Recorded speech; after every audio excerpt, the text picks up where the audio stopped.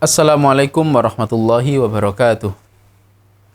Alhamdulillah wassalatu wassalamu ala khairi khalqillah wa ala alihi wa sahbihi wa man ihtada. Amma ba'd.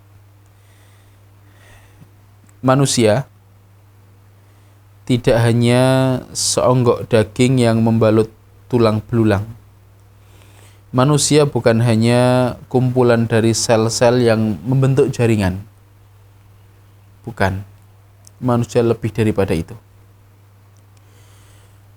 Manusia paling tidak, saudara sekalian, terdiri dari 3 unsur utama.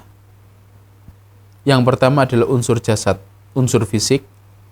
Yang kedua adalah unsur akal. Dan yang ketiga adalah unsur roh.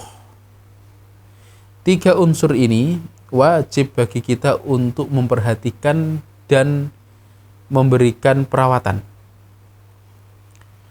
Yang pertama kita bahas. Yang pertama adalah unsur fisik, unsur jasad. Kita penuhi hak-haknya. Jika sakit kita obatkan, jika lelah kita istirahatkan. Ya. Di luar Ramadan, jika lapar kita beri makan, kita beri minum. Ya, bahkan di Ramadan ini ya, ada waktu berbuka, ada waktu sahur untuk memenuhi hak daripada jasad kita, daripada fisik kita. Kedzaliman kita terhadap fisik kita itu juga dosa. Ya. Makanya Rasulullah Shallallahu Alaihi Wasallam pernah suatu ketika mendengar di antara sahabat ada yang mengatakan, saya akan puasa terus dan tidak berbuka. Saya akan sholat terus dan tidak istirahat. Ya. Rasul menegur mereka. Rasul mengatakan bahwasanya tubuhmu memiliki hak yang harus engkau penuhi. Ya. Dan urusan pemenuhan hak tubuh ini, Masya Allah, manusia modern ini sudah sangat pintar. Ya, bahkan urusan pakaian saja harus mahal dan lain sebagainya. Ya, tidak masalah lah kalau memang ada uang dan tidak ada unsur tabdzir, tidak ada unsur israf berlebih-lebihan. Unsur yang kedua yaitu unsur akal. Akal ini yang membedakan antara kita, umat manusia, dengan hewan. Makanya di antara takrif manusia manusia adalah hayawanun natiq. Ya. Jadi manusia adalah makhluk hidup yang berakal.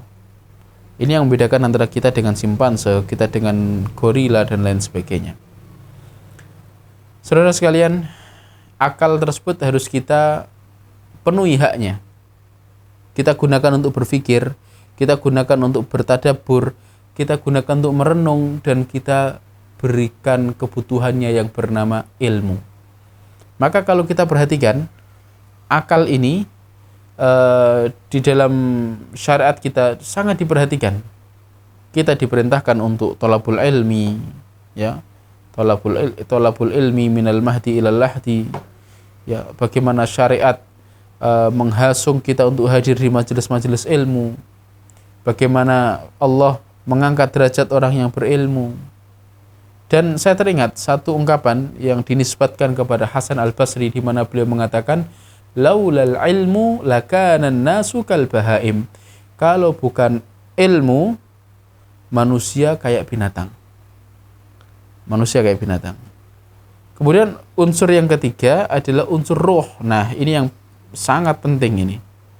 Karena eksistensi manusia adalah ditentukan ada atau tidaknya roh. Ya, seganteng apapun, sekeren apapun fisik, semahal apapun outfit, ya, sementereng apapun gelar akademik, kalau tidak ada rohnya, kalau rohnya bermasalah, ini kan bermasalah juga semuanya. Bayangkan kita buka bersama, kemudian di antara yang hadir adalah manusia tapi sudah tidak ada rohnya, alias jenazah, buyar itu, tidak jadi buka bersama kita.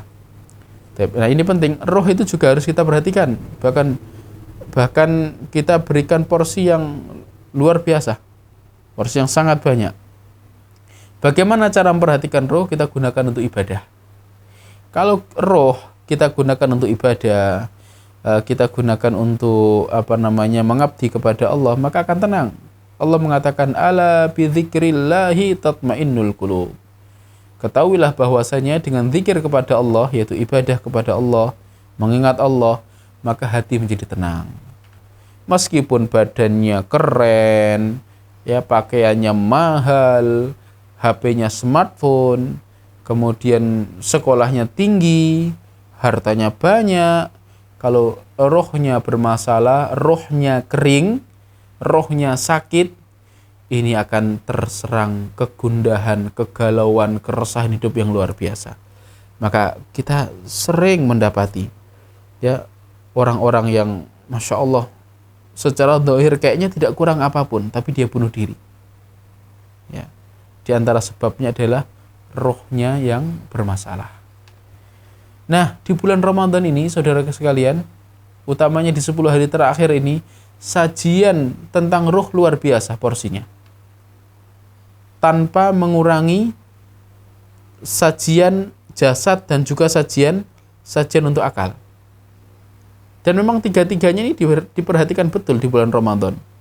Ya, secara jasad kita kesehatannya lebih terkontrol, kita tidak makan sembarangan, yang biasanya kita makan asal-asalan di waktu yang terserah kita, sekarang kita lebih terkontrol. Secara akal pula, ya kita lebih mendapatkan suplai, baik itu kajian buka bersama, kajian kultum ba'da tarawih dan lain sebagainya, atau via YouTube dan lain sebagainya. Roh juga sangat-sangat termanjakan di bulan Ramadan ini. Bagaimana kita disajikan dengan puasa, disajikan dengan qiyamul lail, tilawah dan lain-lain. Jadi ini adalah unsur manusia yang tiga-tiganya harus diperhatikan. Makanan jasad berbeda dengan makanan akal, dan makanan jasad juga berbeda dengan makanan roh. Semoga kita menjadi pribadi yang adil dalam memenuhi kebutuhan tiga unsur yang ada pada diri kita. Tidak hanya condong pada jasad kemudian melalaikan roh, tidak hanya condong pada jasad kemudian melalaikan kebutuhan akal. Dengan kita adil dan dengan kita memenuhi kebutuhan tiga unsur kita, insya Allah fit dunya hasanah wa fil akhirati hasanah, bisa kita raih. Amin ya rabbal alamin. Assalamualaikum warahmatullahi wabarakatuh.